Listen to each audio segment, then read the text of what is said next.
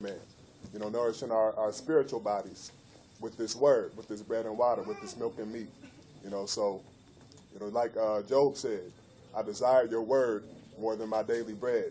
So on a day like that, that's when we definitely have to take that mentality. I desire your word more than my daily bread. Good word. Let's go to Isaiah 58.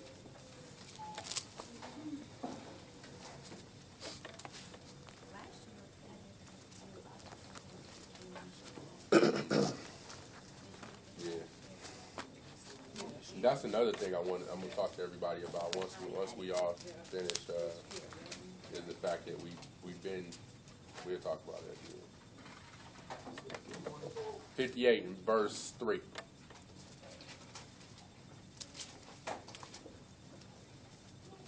The book of Isaiah, chapter 58 and verse 3. Wherefore have we fasted, say they, and you see not? Wherefore have we afflicted our soul, and you take no knowledge? Behold, in the day of your fast you find pleasure, and exact all your labors. Behold, you fast for strife and debate, and to smite with the fist of wickedness. You shall not fast as you do this day, to make your voice to be heard on high. Is it such a fast that I have chosen? A day for a man to afflict his soul? Is it to bow down his head as a bulrush, and to spread sackcloth and ashes under him? Will you call this a fast and an acceptable day of Yahuwah? Is not this the fast that I have chosen? To loose the bands of wickedness, to undo the heavy burdens, and to let the oppressed go free, and that you break every yoke. You see the benefit of the fast? And he letting you know what a true fast is. Letting you know, is this not the fast that I have chosen for a man to afflict his soul? For a man that you're not supposed to find no pleasure on these days. This is a true fast. You know what I mean?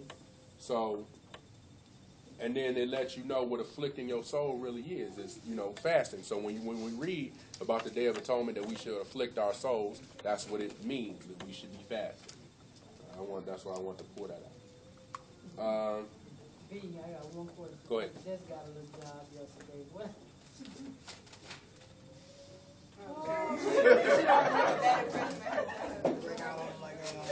Honestly, Sister Wanda, I would have had to tell them that you would, start after the day. But since you already started, yeah, you calling. I mean, you gotta do what you gotta do. Yeah, she got the letter. I did that at the other job I was at, but I had been there for a bit. I'm still on tip basis. That's how it is. Go in and tell them the truth of what you're doing, and you know what I'm saying. And you're gonna ride with it. I mean, it is, Right. Don't call and lie. Like you said, tell them the truth, man. You'd be surprised. Most High give you that favor. Yeah. That other job I had, I gave me the letter. They honored it. Right. They have to honor it, especially if you already hired. They have to honor No, not it. hired. Well, I mean, you already working there. You already working there, so they have to honor it.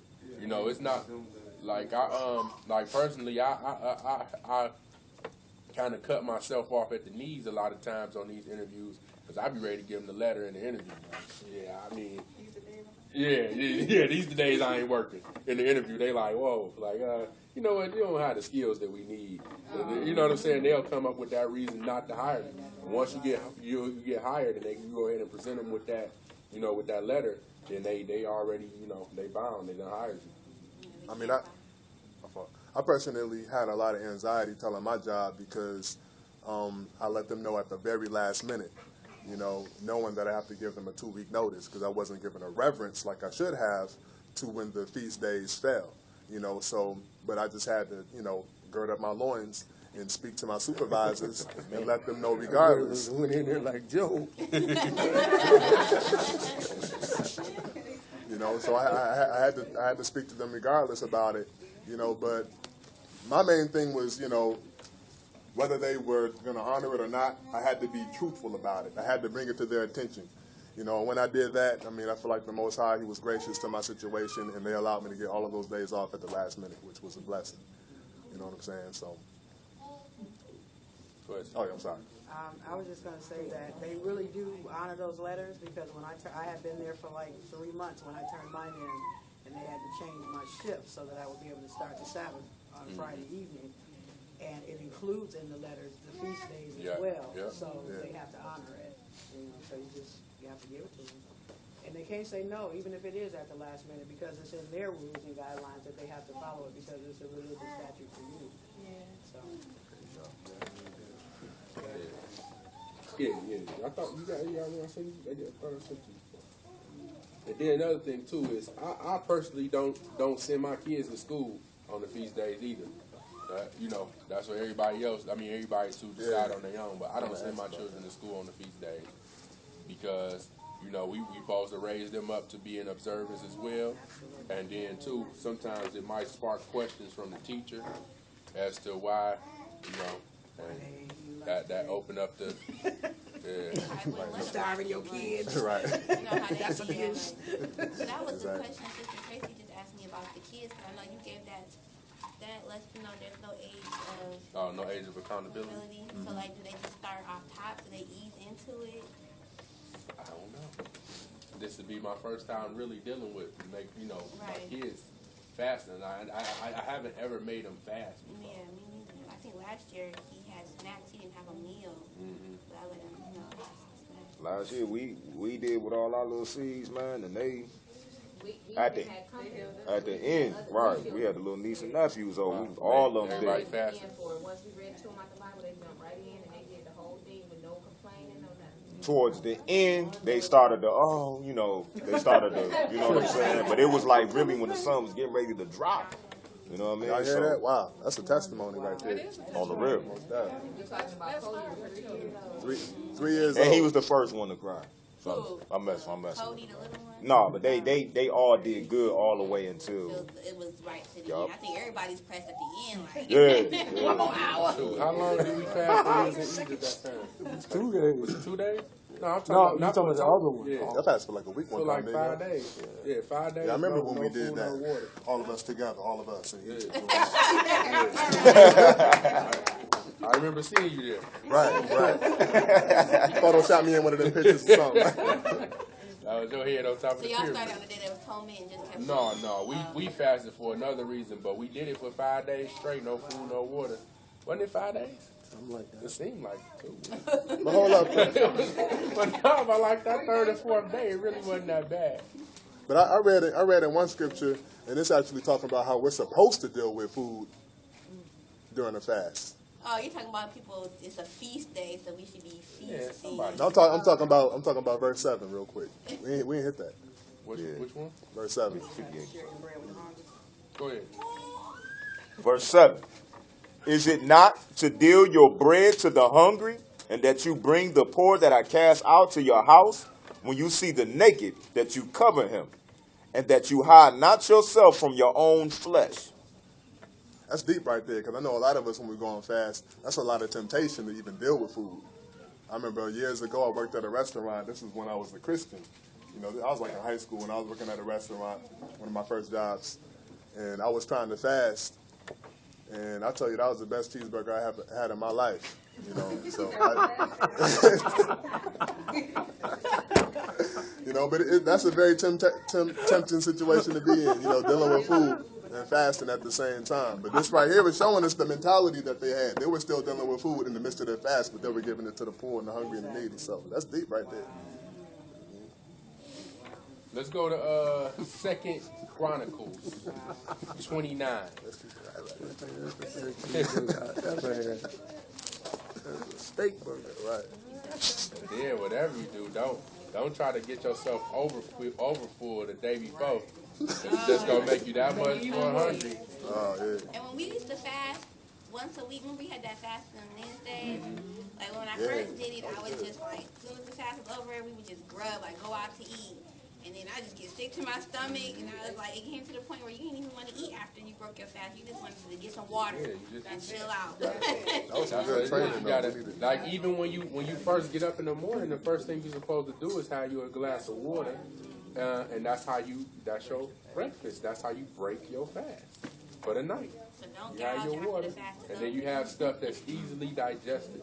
You don't want to, jump out there and get nothing, no big hunk of red meat or a bunch of bread and nothing. You want something that's easy on the stomach because you haven't eaten for a whole day and really a day and a half because you didn't eat them 8 hours before you went to sleep. You know what I mean? So you want to make sure you know you don't overdo it and you wind up doing more damage. What about people that try to sleep through their whole fast? Hey, everybody deal with it a certain way. Everybody deal with it their own way. Everybody deal with it their own way. That's the people they wake up and as long as you it doing feel like like this. they was asleep for 2 or 3 hours and only be 20 minutes. You been watching the clock. Right. That was 5 minutes. I could swear that was some hours. Second Chronicles 29 and 23. The book of Second Chronicles, chapter 29 and verse 23. This is about to deal with address Brother Martin's question about the priest making the atonement, right? You said Second Chronicles. Second Chronicles. And they brought forth the he-goats for the sin offering before the king and the congregation. And they laid their hands upon them. And the priests killed them.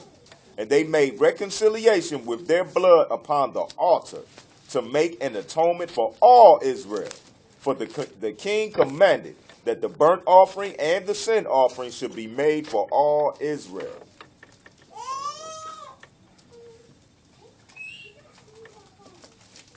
That's Second Chronicles what? Second Chronicles 20, 29, 20. Second Chronicles 29 and 23. Okay, so we see.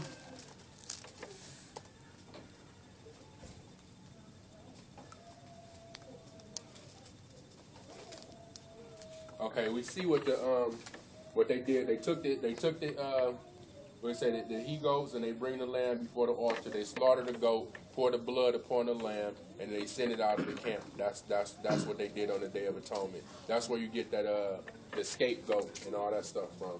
The scapegoat was the goat that carried the sins away from the congregation or whatever. But it says, like it's telling you, they made when they did this, it made a reconciliation with the blood to atone for the sins. What's a reconciliation? Or what does it mean to reconcile? Bring it back to good. Exactly, bring it back to good. That's you reconcile them because they would do this once a year to go through a year of sin, a year to atone for the sins. They would, kill the goat, send it away. Kill the lamb, send it away. Go ahead. Why in China they use a person for this? They go through the same ceremony. It's like a person that's chosen every year, and they strip them butt naked, and they get passed around like the whole town. And it's like everybody they call them the spirit man. Everybody touches them, and they're supposed to be like, why they? Brother, you done pulled up You some want to know why they do big-time it? paganism. Because they don't follow the Bible. Straight paganism. They done went away. I ain't found out what made them choose a person. You know what I mean? It's probably some Chinese custom, but it's clearly off from the scriptures, and they don't follow the scriptures. So It's just like the idea is like what you just described with the animal, but they use a person. I mean, it's very likely that they could have looked in the scripture and tried to imitate what the scriptures were doing, but perverted at the same time. That's what the enemy does. That's what Satan does. He imitates, but he also perverts at the same time. Exactly. Or counterfeits is the word I'm looking for. But a counterfeit, it might look similar, but it's still a perversion of what it actually is. Who is David? Who is David referring to? where's that? When you say it says that David, first it says the priest killed them. They made reconciliation with the blood. You're talking about the priest did this? Well, the priest killed them. The them is the lamb, and the priest made the reconciliation with the blood of the lamb upon the altar. So all these days in this part talk about the priest.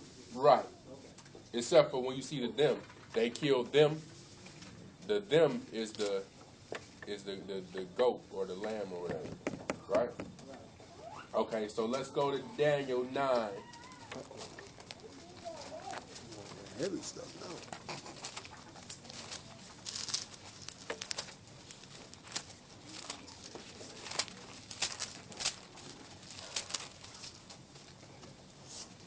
Daniel 9 and verse 27.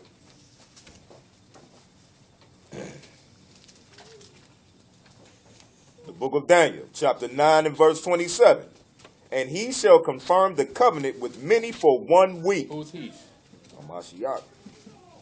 Who is he? Everybody know who the he is? Is everybody there? Let's reread it. Let's read it again. Daniel 9 and 27. and he shall